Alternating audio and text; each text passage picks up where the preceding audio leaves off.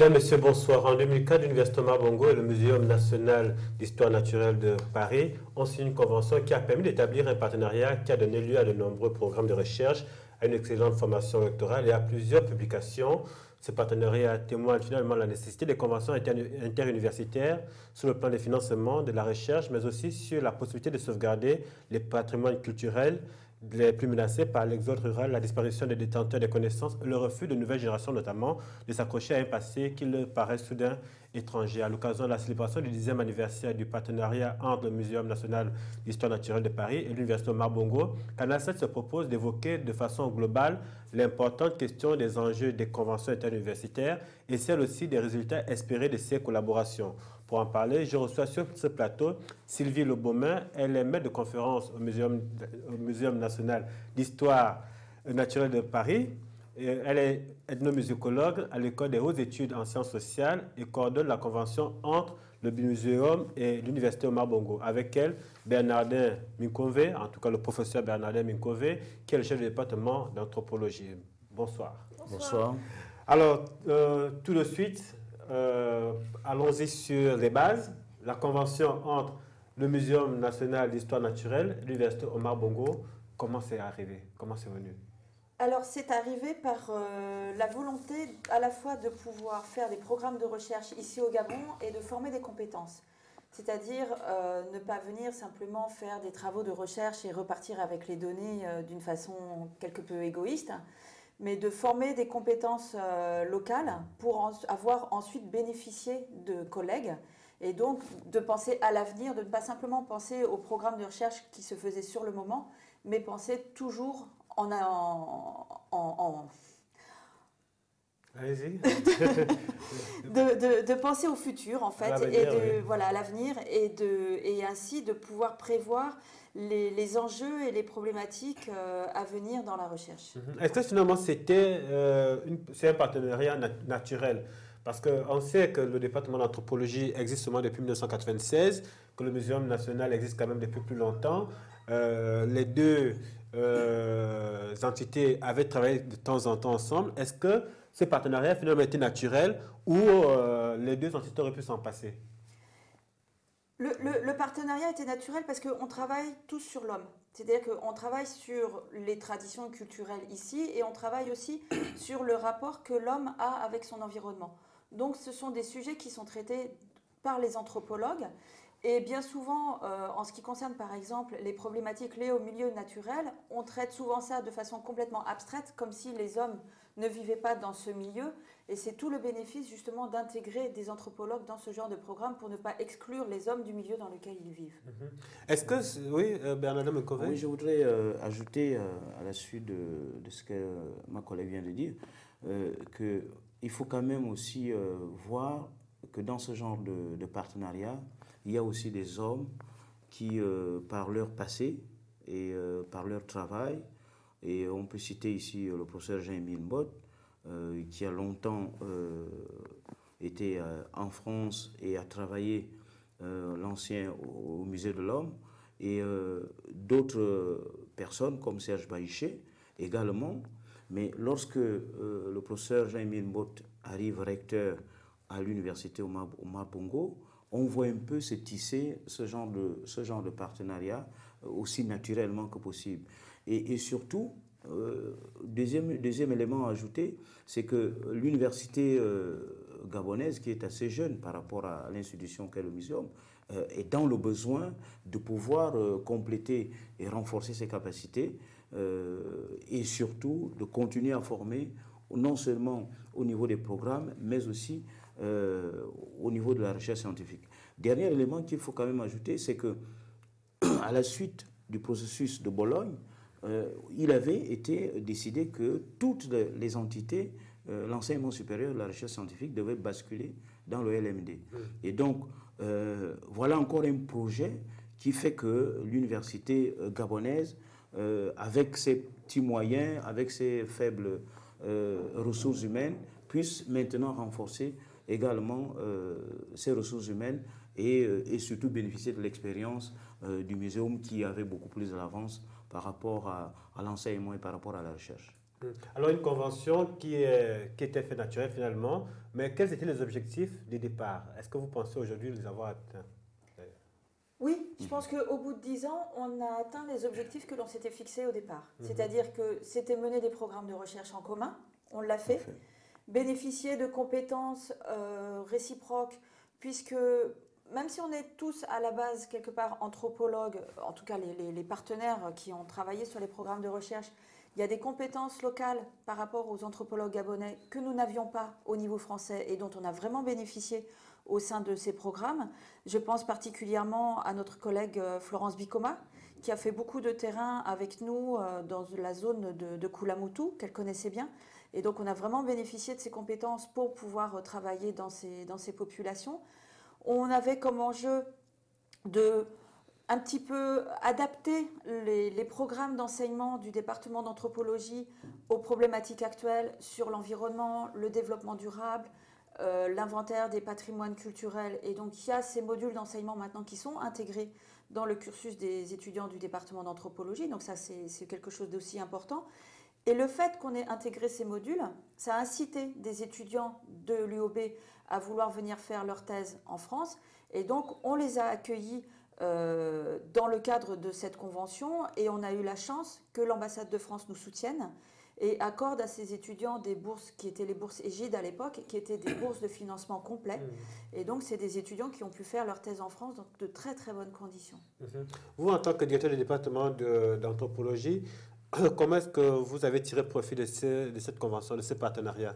Alors, il faut vraiment saluer tous les efforts déployés par ma collègue Madame Le Beaumain, parce que dans un premier temps, les départements fonctionnaient un peu en vase clos. Et dans un second temps, elle nous a quand même permis d'ouvrir les yeux, de voir un peu comment les autres travaillent, notamment son apport sur l'exécution des programmes, parce qu'on a du mal aujourd'hui à postuler, à avoir un programme de recherche sur le plan international. Donc ça nous a beaucoup permis de voir, et c'est une satisfaction du département, et notamment, elle vous a cité tout à l'heure la collègue Madame Bicoma, avec qui on a toujours travaillé, et d'autres programmes dans lesquels on s'est inscrit, et même avec les collègues camerounais, on n'imaginait pas au départ cela. Et deuxième satisfaction au niveau du département d'anthropologie, c'est par rapport au programme. Les programmes, lorsqu'on a monté les offres de formation, et les enjeux actuels au niveau anthropologique n'étaient pas suffisamment cernés à notre niveau, et notre collaboration nous a permis d'avoir des programmes communs, d'avoir des cours, on appelle les unités d'enseignement aujourd'hui, des unités d'enseignement tout à fait adaptées à l'évolution non seulement de la discipline, mais aussi à l'évolution du monde. Un autre point de satisfaction, c'est l'encadrement.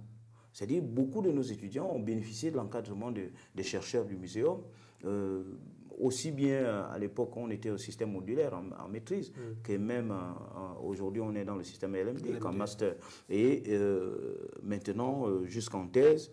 Et je peux vous assurer que cette satisfaction est tout à fait, je dirais, globale et totale, puisque aujourd'hui les produits de cette convention ont été recrutés à l'université. On a 2 enseignants, de nos anciens étudiants qui sont devenus nos collègues, qui ont été recrutés au département il y a 2 ans, 3 ans, et qui enseignent au département.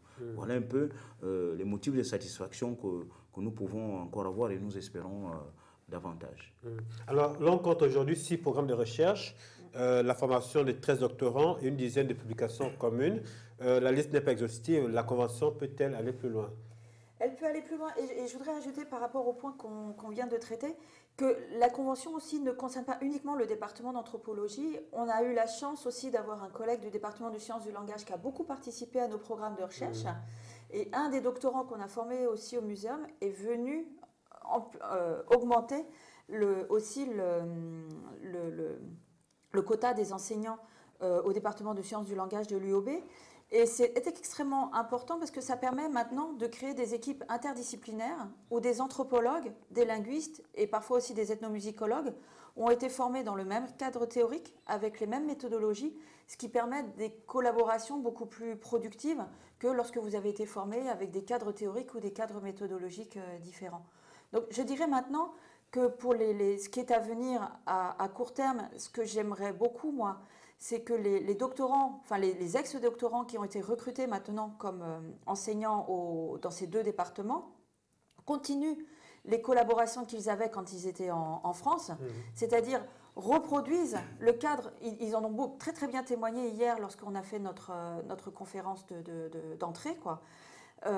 Qu'ils reproduisent le cadre dans lequel ils ont été formés et qu'ils offrent ça maintenant aux étudiants de l'UOB, c'est-à-dire ce cadre de formation interdisciplinaire où l'on prend des initiatives, où on répond à des appels d'offres et où on accueille aussi les étudiants du muséum. Parce qu'on parle beaucoup des étudiants de l'UOB qui sont venus en France, mais il ne faut pas négliger le fait que à peu près une quinzaine d'étudiants du muséum sont venus faire leur master ici aussi au Gabon, sur des terrains au Gabon, encadrés dans la mesure du possible par des enseignants de l'UOB qui les ont formés à l'anthropologie locale, à la linguistique par rapport aux langues qui sont parlées localement.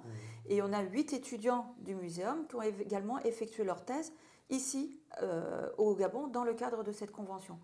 Donc on voudrait bien évidemment que tout ceci s'amplifie. Et hier, un des résultats des discussions qui a émergé, c'est qu'en fait, maintenant, on se retrouve bloqué principalement par rapport à ces réponses d'appels d'offres aux programmes de recherche. On est dans des types de financement des programmes de recherche qui sont d'ampleur croissante. Et donc répondre à ces appels d'offres demande vraiment un savoir-faire particulier, que nous ne maîtrisons même nous pas forcément. Et donc il y a besoin vraiment de formation particulière pour pouvoir répondre à ces appels d'offres. Pour rester dans le cadre des programmes de recherche, on en compte 6. Oui. Est-ce que vous pouvez revenir rapidement sur ces 6 programmes qui peuvent intéresser d'autres étudiants en dehors de ceux d'anthropologie notamment? Tout à fait, parce que ces programmes de recherche, ils correspondent à des financements. Donc ils sont clos, ils ont abouti à des résultats. Et ces résultats nous amènent à concevoir d'autres programmes de recherche. Donc le premier programme de recherche qu'on a eu ici était sur l'origine et l'histoire des populations pygmées du Gabon. On dit les populations pygmées d'une façon générale, mais c'est un terme exogène, c'est un terme qui vient des Grecs anciens, qui veut dire long d'une coudée. Donc c'est pas du tout un terme, c'est ni un terme français, ni un terme local. Et l'idée, c'était de savoir si ces populations que l'on regroupait sous cette appellation par rapport à des similitudes de mode de vie, en fait, partageaient un patrimoine biologique commun qui permettait de leur reconnaître un ancêtre commun et aussi voir quelles étaient leurs diversités culturelles, ça sur le plan de la musique et de la langue. Et donc c'est une étude qui a été menée avec Paul Verdu, qui était doctorant à l'époque et qui maintenant est chercheur au Muséum national d'histoire naturelle, et où on a découvert qu'effectivement, grâce aux analyses génétiques que l'on a menées, que ces populations pygmées avaient une origine commune et qu'ils ont donc un ancêtre commun. Et puis ensuite, il y a eu une diversification de ces populations pygmées telles qu'on les connaît au Gabon. Donc je pourrais citer les Baka, les Bakoya, les différents groupes Babongo, les Barama, les Barim, les Bakoya qui sont dans l'Ogoé Ivindo. Et donc, par des phénomènes de métissage qui ont eu lieu au fur et à mesure des populations qu'ils ont rencontrées au fil de leur histoire, ils se sont distingués, tant d'un point de vue biologique que d'un point de vue culturel. Tant et si bien que, j'adore donner cet exemple, que si des Babongo qui habitent dans l'Angounié rencontrent les Babongo qui vivent dans le Haut-Ogooué, la seule langue qu'ils ont en commun, c'est le français. Ils ne peuvent absolument pas dialoguer dans une autre langue parce que les Babongo n'ont pas de langue propre. Contrairement à une mythologie qui traîne un petit peu dans le milieu gabonais, de la langue secrète des Babongo qu'on n'est pas capable de comprendre, qui chuchotent, qui parlent en secret, ça n'existe pas. Cela fait 10 ans que je travaille sur les populations Babongo, que je vis avec eux, que je travaille avec eux. Alors là, tu es un mythe. Je tue un mythe complètement. Et en plus, on a eu la chance, quand on était à Mbigou, donc travaillant avec les Babongo de la zone de Mbigou, qui parlent Nzebi, Massango et Ongom, on a eu la chance de rencontrer une femme qui était partie travailler à Massokou, donc à côté de Franceville. Et donc, elle a rencontré là-bas les Babongo qui vivent à proximité de l'aéroport de Mvengue. Elle m'a dit, mais on ne parle pas du tout la même langue et on n'a pas de langue en commun et la seule langue dans laquelle on pouvait parler, c'était en français. Donc ils vont parler, c'est un résultat de nos recherches, Ils vont parler les langues de leurs voisins pour pouvoir communiquer avec eux. Il y a peut-être eu une langue babongo auparavant, mais elle a complètement disparu, au moins au niveau du lexique. C'est-à-dire qu'on a fait des inventaires lexicaux que l'on a comparés entre toutes les populations pygmées du Gabon, et il n'y a pas de terme commun entre ces différentes populations, au moins au point de vue du lexique. Alors, lorsqu'on parle de recherche, on parle aussi d'argent. Quel est le mécanisme de financement de ces programmes de recherche? À qui dois-je m'adresser, professeur? Je voudrais d'abord revenir sur la question qui a été posée par rapport au fait est-ce qu'on peut aller plus loin. Je dirais oui, pour 2 raisons. La première, c'est que toute la collaboration qu'on vient de vivre et que nous entendons encore continuer nous a montré que l'anthropologie doit s'ouvrir aux autres disciplines. Elle est ethnomusicologue, moi je suis anthropologue, les autres, il y a des biologistes, il y a des... Donc, on est dans l'ère de la pluridisciplinarité ou de l'interdisciplinarité. Cette collaboration doit continuer et montrer aussi l'apport des autres sciences au niveau de l'anthropologie dans le travail de la recherche et même de la formation. Et deuxième élément, deuxième réponse, deuxième raison, c'est qu'on continue de former. On continue de former et plus on continue de former, il y aura toujours des besoins. Aussi bien dans les différents domaines qu'au niveau local, au niveau extérieur et avec des éléments qu'elle a évoqués tout à l'heure, du fait qu'on manque pas mal encore de compétences sur répondre aux appels à programmes. Ça, c'est vraiment un domaine très important, ça, on l'a soulevé hier. Bon, par rapport au financement, il faut quand même dire qu'il faut le reconnaître, hein, que tous les programmes que nous avions cités là, c'est des programmes qui ont été souvent financés par soit l'ambassade de France, soit par des organismes français. Et là, la Convention nous a seulement aidé à pouvoir intégrer ces programmes. Bon, nous, du côté du Gabon, ça reste encore, je dirais, le maillon faible de la formation et de la recherche. Parce que, aussi bien au niveau de l'administration départementale, on a du mal à avoir des budgets et surtout des financements. Et maintenant, avec les conventions, on aura du mal à suivre le rythme international. Et si on veut être dans la compétition mondiale, et ça, ceux qui nous suivent devraient quand même le comprendre, que désormais, c'est là qu'on peut jauger de la capacité non seulement des centres de recherche, mais aussi des départements pour pouvoir avoir des compétences et des qualités à pouvoir mener des recherches jusqu'à terme. Et tant qu'on n'a pas cela, aujourd'hui, on a des difficultés au niveau de la langue anglaise. Or, tous les programmes sont presque en anglais. Bon, si on veut vraiment postuler, on a beaucoup d'efforts à faire à ce niveau. Et il faut le reconnaître, encore une fois, l'État gabonais ne nous a pas encore donné des moyens assez importants pour pouvoir, nous, du côté du Gabon, avoir un programme, appeler nos collègues et nos partenaires pour pouvoir travailler ensemble. Et ça, c'est encore...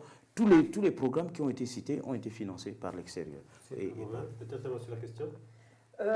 Oui, je ne peux que confirmer ce qui vient d'être dit. C'est qu'effectivement, on a eu des programmes qui ont été financés par le CNRS, donc le Centre national de la recherche scientifique français, des programmes qui ont été financés par l'Agence nationale de la recherche scientifique en France. On a bénéficié d'un programme Chorus qui était justement sur les patrimoines musicaux du Gabon et du Sud Cameroun, là qui était financé par le ministère des Affaires étrangères français. Et c'était un très très bon type de programme puisque la gestion financière, parce que c'est aussi quelque chose d'extrêmement important, c'est le système de gestion financière, c'est-à-dire que la gestion ne soit pas toujours forcément assurée par la partie française ou la partie étrangère dans un autre cadre, mais que ça puisse être fait en commun.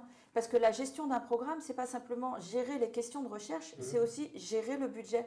Et c'est pas simple de gérer un budget quand on doit gérer des missions de recherche sur le terrain, quand on doit gérer des formations d'étudiants, quand on doit gérer des colloques communs, et ça s'apprend. Ça fait partie de l'apprentissage du métier de chercheur. Donc à la fois construire des programmes, savoir rédiger des rapports, savoir construire des budgets, savoir gérer ces budgets. Et je dirais que moi, j'ai eu la chance d'avoir été formée en France dans un laboratoire où dès qu'on était étudiant en master, on était pris comme membre à part entière à l'intérieur de ce laboratoire et on participait à part entière à toutes ces activités. Et dans le contexte gabonais, je dirais qu'on est encore un petit peu dans une méthode à l'ancienne, où il y a d'un côté les enseignants et d'un côté les étudiants. Il y a une forte demande de la part des étudiants justement pour contribuer à part entière et pour qu'on leur donne des responsabilités. Et du côté des enseignants, il y a encore des résistances anciennes pour que ce partage ne se fasse pas à part égale. Ce qui n'empêche pas le respect, ce qui n'empêche absolument pas le respect de part et d'autre, mais c'est une formation... Moi j'ai beaucoup travaillé sur l'apprentissage et j'ai beaucoup vécu dans les villages ici et en Centrafrique. Et je vois comment ça se passe vis-à-vis des enfants. Quelqu'un ne va jamais prendre un enfant et lui dire « Viens, je vais t'apprendre quelque chose ».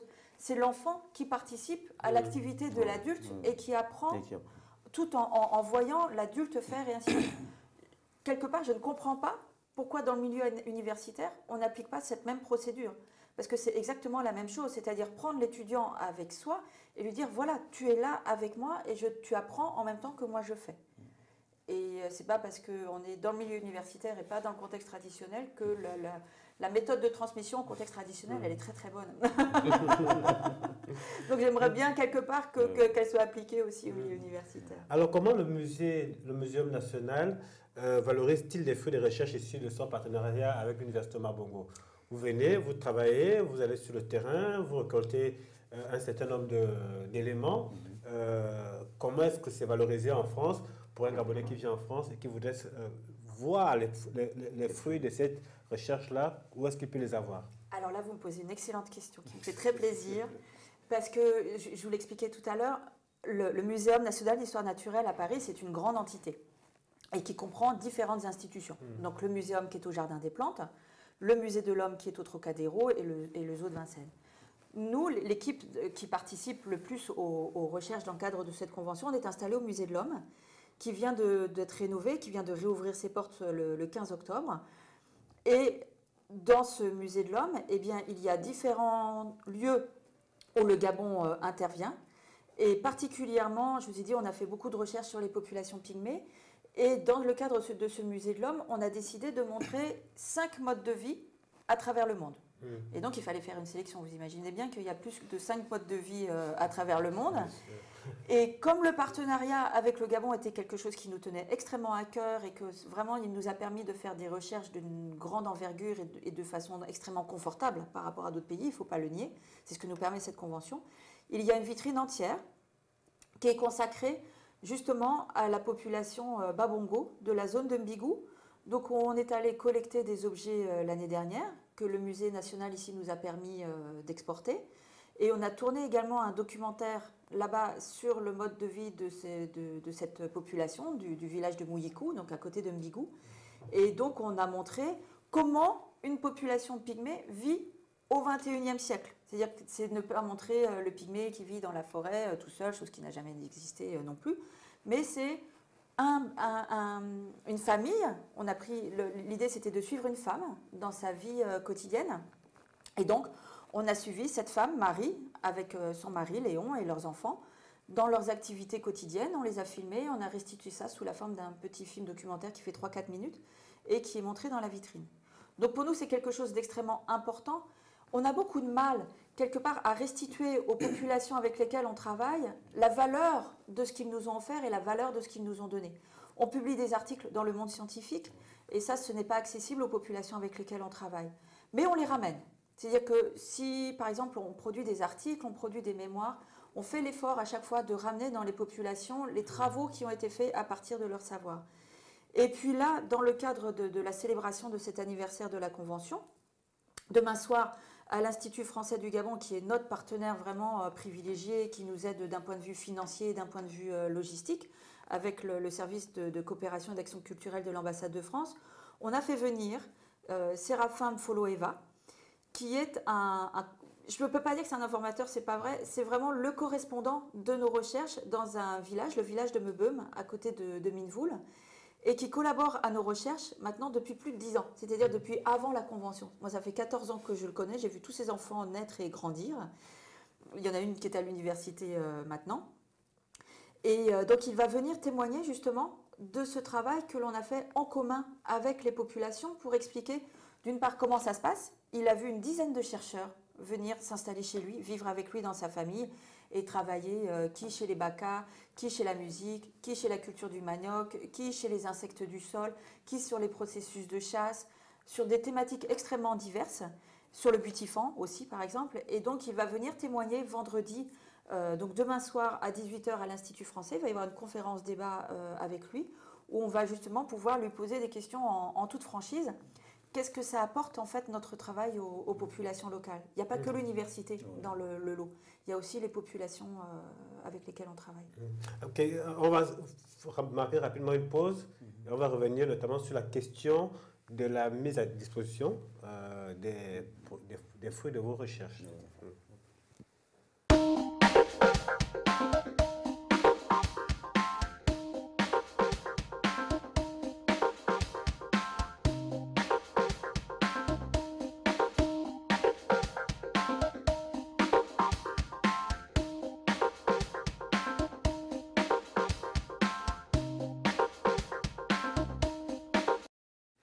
Alors, je rappelle que nous sommes autour de la question des échanges de la convention entre le Muséum national d'histoire naturelle de Paris et l'Université Omar Bongo. L'une des problématiques majeures au Gabon, c'est que, et ça aussi les historiens le disent, c'est que les Gabonais ne connaissent pas leur histoire et leur culture. Certains ont vécu dans le moule, ont grandi dans ce milieu, ont certaines connaissances, mais de façon globale, il y a un manque d'intérêt de la part des populations et il y a surtout une inaccessibilité aux fruits des recherches. Avec la Fondation Rapponda Walker notamment, les éditions Rapponda Walker, il y a beaucoup de revues qui paraissent sur les travaux que vous faites, mais c'est vraiment inaccessible à la quasi-totalité de la population. C'est plus accessible aux scientifiques, c'est plus accessible aux universitaires, aux personnes d'un certain niveau intellectuel. Alors, comment est-ce qu'aujourd'hui, on peut toucher concrètement le fruit de ces recherches-là? Alors, il faut quand même d'abord rappeler une chose, c'est que la recherche coûte cher. La recherche coûte cher, et donc, puisqu'elle coûte cher, elle est souvent destinée aux puristes, c'est-à-dire aux initiés. Et quand on parle de cette philosophie, et on parle de ce principe, on a du mal à pouvoir satisfaire la population. C'est le point de départ. Bon, maintenant, il faut quand même se dire que bon, il y a des ouvertures. Et puis, vous êtes là, les médias, et donc vous pouvez relayer un certain nombre de choses, notamment par ce genre de débats et de tables rondes, pour voir un peu comment est-ce qu'on peut expliquer, parce que la population touche le grand public. La télévision, pardon, touche le grand public. Et donc, la télévision touchant le grand public, les médias touchant le grand public, on peut passer par les médias pour pouvoir essayer de faire connaître ce que nous faisons dans nos petits laboratoires, dans nos départements, dans nos centres de recherche, pour essayer de partager ce que nous faisons. Bon, ça c'est la deuxième chose. Bon, la troisième chose, comment le faire? Comment le faire si on n'avait pas des télévisions, si on n'avait pas les médias? Peut-être c'est un grand questionnement et une grande problématique auquel peut-être les scientifiques aujourd'hui devraient vraiment s'y atteler pour répondre, parce que c'est important de pouvoir aller travailler avec les populations qui sont nos informateurs, qui sont les principaux intéressés, et leur restituer ce qu'on a appris et ce qu'ils nous ont donné.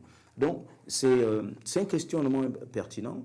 Et à l'avenir, il faudrait trouver des créneaux de transmission et de restitution des données, parce que pour l'instant, il n'y a pas d'autre façon que lorsqu'on a fait une enquête, la première des choses à laquelle on pense est publier cette enquête dans une revue scientifique. Et la revue scientifique, pour que ça soit coté, il faut publier en anglais, il faut publier dans les revues internationales qui sont un peu en dehors du Gabon. Parfois, les populations ne savent plus ce qu'ils ont donné. Et peut-être une autre façon, c'est de voir qu'au-delà des revues scientifiques, créer d'autres outils de grande vulgarisation qui peuvent permettre aux populations de pouvoir le faire. Mais vraiment, j'aimerais que vous preniez un peu ce problème à bras le corps, vous les médias, pour essayer d'avoir dans vos programmes des rubriques culturelles qui puissent nous permettre de temps en temps de venir restituer un peu cela pour que les populations nous suivent régulièrement. Si vous le permettez, est-ce que vous n'avez pas un sentiment d'inachevé lorsque vous avez effectué un travail qui concerne une population et que finalement ce travail-là doit être rangé dans les étagères d'un meuble à livres? Alors moi j'ai de la chance parce que je ne range pas. J'ai beaucoup de chance parce que moi je suis ici 6 mois par an. Donc je tourne. Je tourne au Gabon et je retourne aux différents endroits où j'ai travaillé. Je retrouve les gens, je retrouve les personnes avec lesquelles j'ai travaillé. Et donc ce sentiment d'inachevé, je ne l'ai pas. De frustration de parfois ne pas pouvoir rendre aux populations ce qu'elles m'ont donné, ça oui. Ça existe. Alors il y a différentes... par rapport à la restitution aux populations locales, il y a quand même des petites choses qui existent et il y a des choses que l'on peut faire. En ce qui concerne l'ethnomusicologie, puisque c'est mon domaine, il y a 2 ethnomusicologues de l'Orstom, qui est donc l'IRD maintenant, qui ont travaillé ici au Gabon entre les années 60 et jusqu'à 80, qui étaient Herbert Pepper et Pierre Salé. Herbert Pepper qui a enregistré un vêt de Nguema. Le vêt de Nguema, voilà. Sur lequel ensuite Angèle Lando a fait sa thèse. Bien sûr, oui. Et donc, ces archives, justement, le VET de Nguema, est disponible sur Internet. Il y a une base qui a été créée au CREM, au Centre de recherche en ethnomusicologie, qui est à Nanterre, avec lequel on est partenaire, avec lequel on a un programme justement sur l'analyse automatique de ces archives.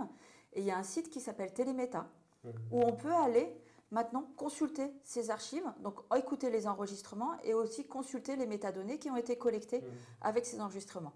Je sais qu'ici au Gabon, tout le monde n'a pas accès à Internet, mais il y a quand même beaucoup de gens. Maintenant, moi, je vois le coût maintenant d'Internet en 2015 par rapport au coût que cela pouvait avoir en 2010. 2007, ouais. Je vois tous les étudiants avec leur smartphone en train de se connecter. Maintenant, ils ont des choix à faire.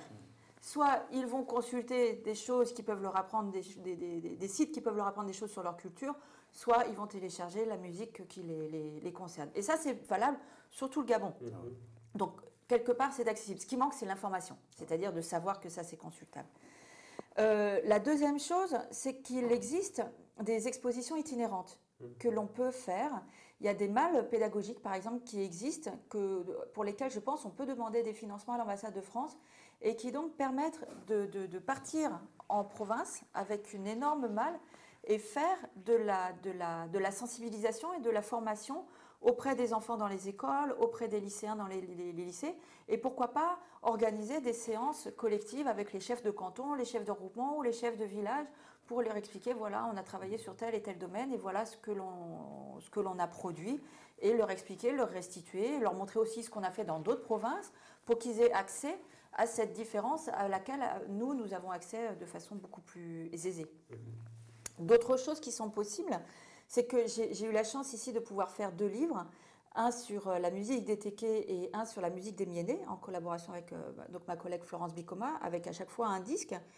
Et ces livres n'étaient pas destinés au monde scientifique particulièrement.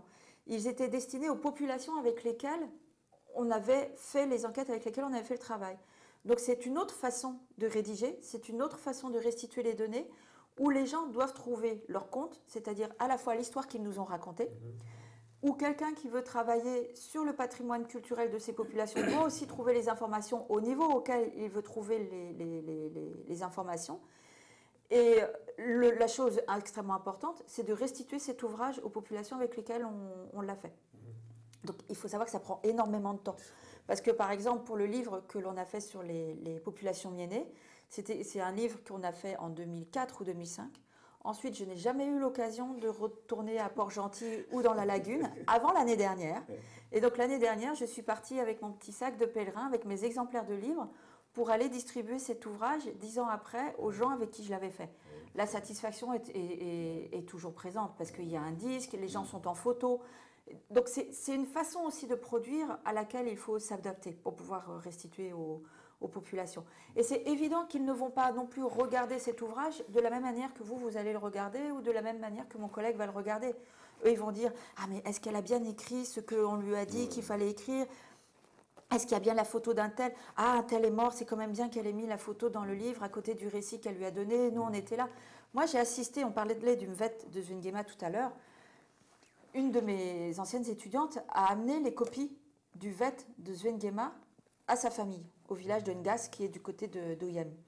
J'ai vu les gens pleurer en écoutant le Mvet de Zwingema. Il y avait des gens qui avaient participé à l'enregistrement à l'époque. Et donc, il y avait le radiophone cassette qui était au milieu du corps de garde. Et les gens écoutaient le Mvet de Zwingema et donc pleuraient, chantaient en même temps.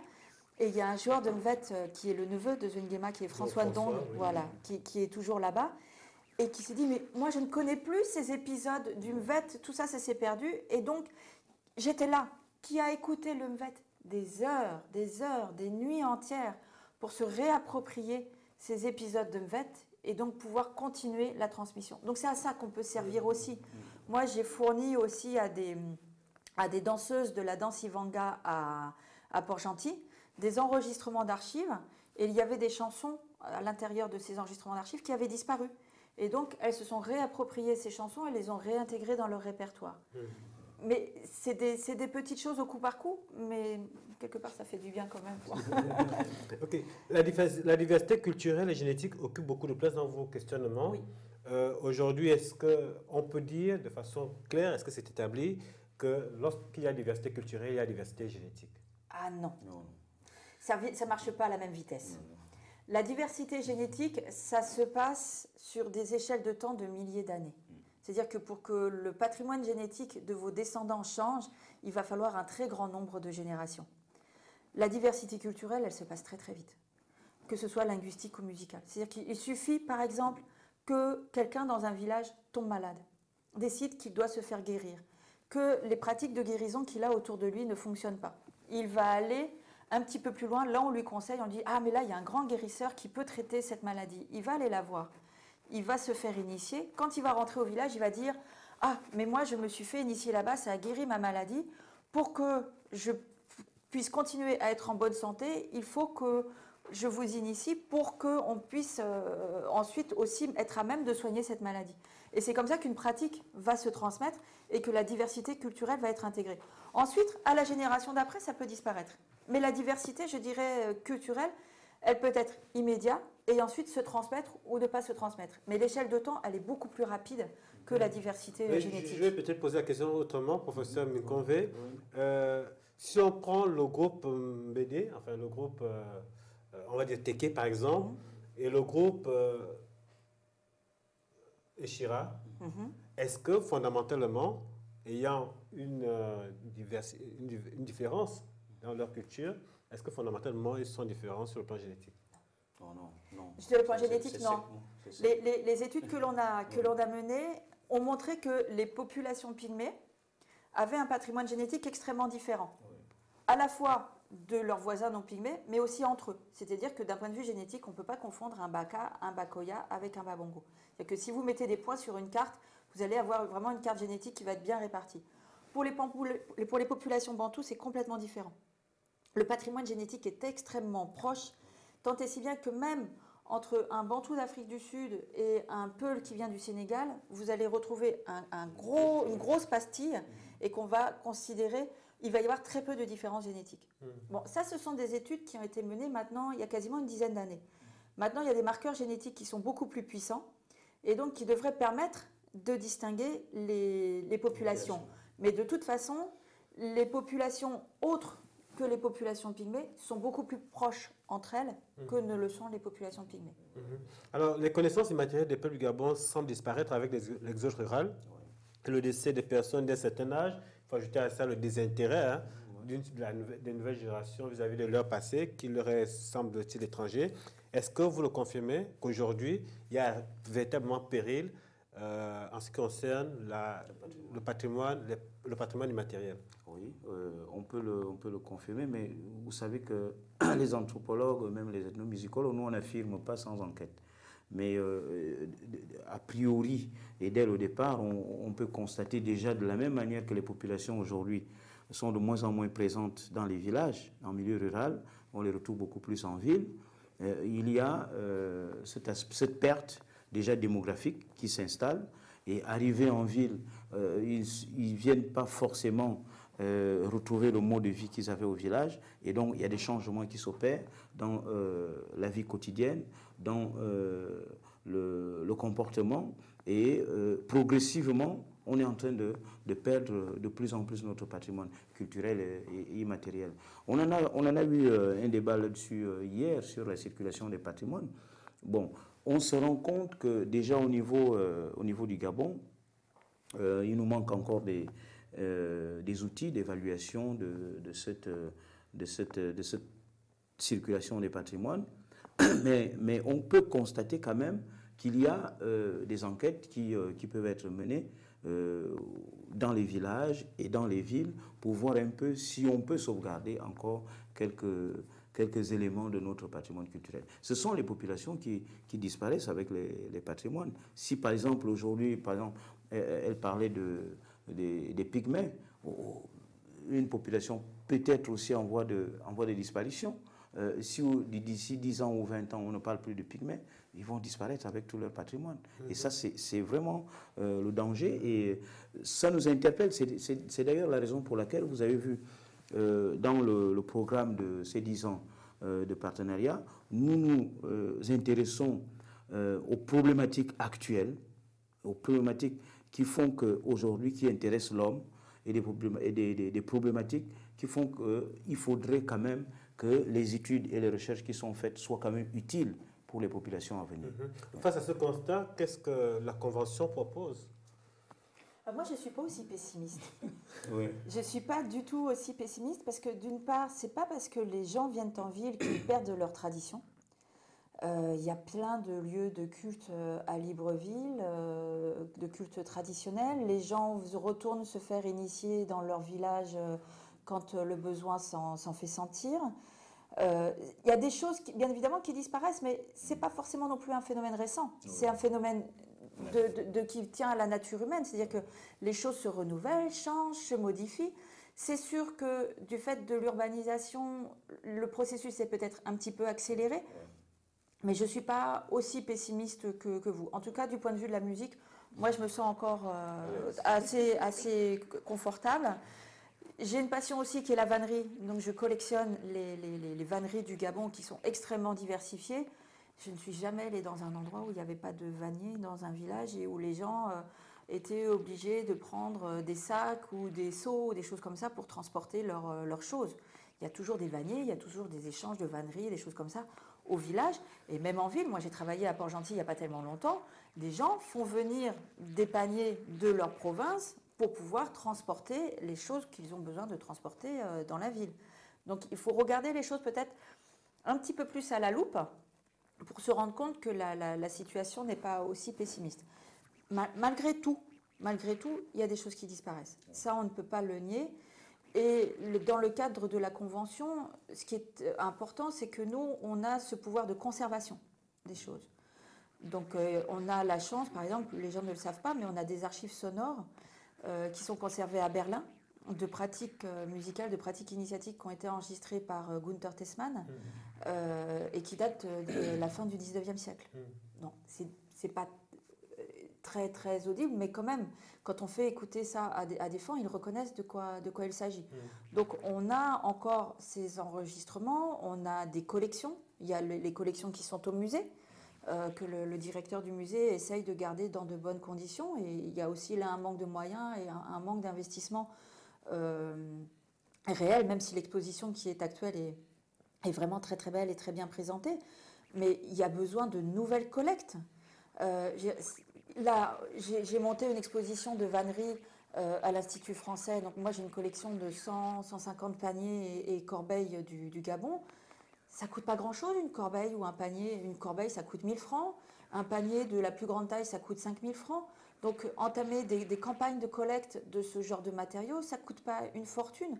Et donc, il faudrait qu'il y ait une réelle volonté de collecter ce patrimoine pour le conserver, le montrer aux générations futures. Je parle des paniers, mais ça peut être des nattes, ça peut être des mortiers, ça peut être des pilons, ça peut être tous les objets de la vie quotidienne qui, pour moi, sont des objets magnifiques. Et ils peuvent être collectés encore maintenant. Il n'y a pas que les enclumes qui ont de la valeur, il n'y a pas que les pointes de sagaie qui ont de la valeur, il n'y a pas que les masques qui sont importants. Les masques, avant, quand ils étaient un petit peu abîmés, on les jetait, on les mettait sur le tas d'ordures derrière la maison comme les autres choses. Donc il y a vraiment ce besoin de collecter et d'avoir une conscience nationale, locale, que ces patrimoines que l'on a vus dans la cuisine de sa grand-mère quand on était petit ont une valeur et méritent d'être collectés. Et encore une fois, ce n'est pas un investissement énorme de faire ça, quoi.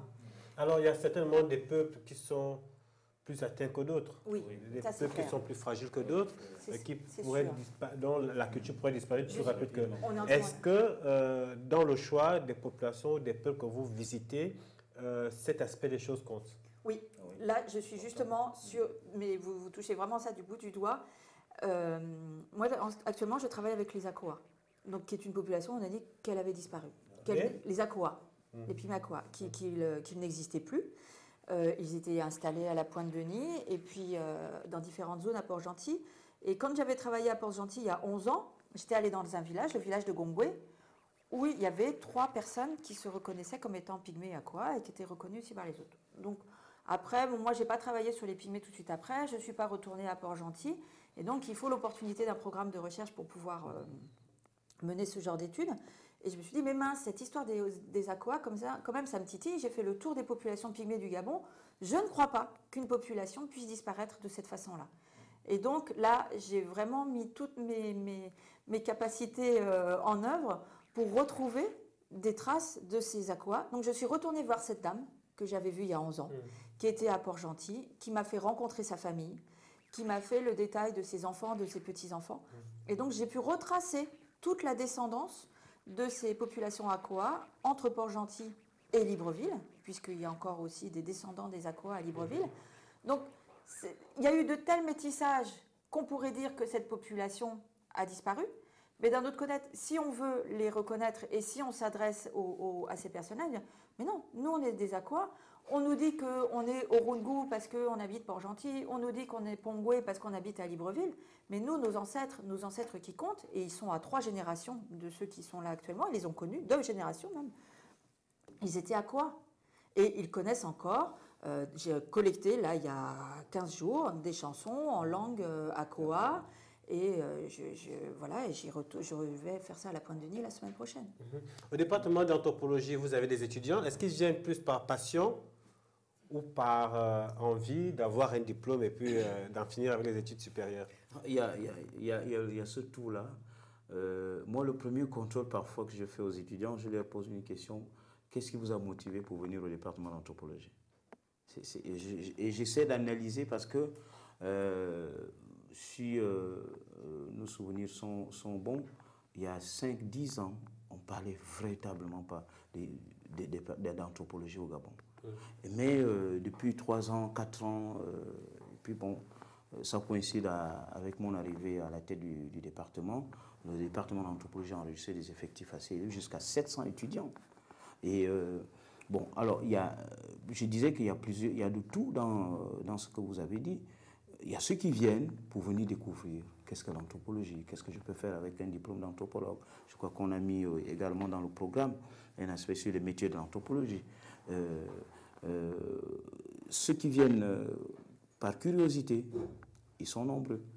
Ceux qui viennent parce qu'ils ont été guidés par leurs grands frères, leurs sœurs et leurs parents, là aussi, il y en a. Ceux qui viennent parce qu'ils suivent quand même l'actualité des disciplines. Ils savent que, bon, avec l'anthropologie, je peux faire telle chose, je peux faire telle chose. Ou encore, ils suivent de telles émissions. Ils disent que non, moi aussi, je vais faire comme tel. Il y en a aussi. Bon, ceux aussi qui vraiment rentrent par vocation, disent, bon, je vais faire cette discipline jusqu'à la fin, jusqu'en thèse, parce qu'on est encore très limité au niveau du marché du travail. Hein. Et être anthropologue aujourd'hui, les gens s'imaginent que, bon, vous allez devenir chef d'entreprise ou encore président du conseil d'administration ou présentateur de télévision. Ils s'imaginent encore mal cela. D'ailleurs, leurs parents, à chaque fois que les enfants ont pris des inscriptions en anthropologie, demandent toujours, mais tu es allé en anthropologie, pourquoi faire?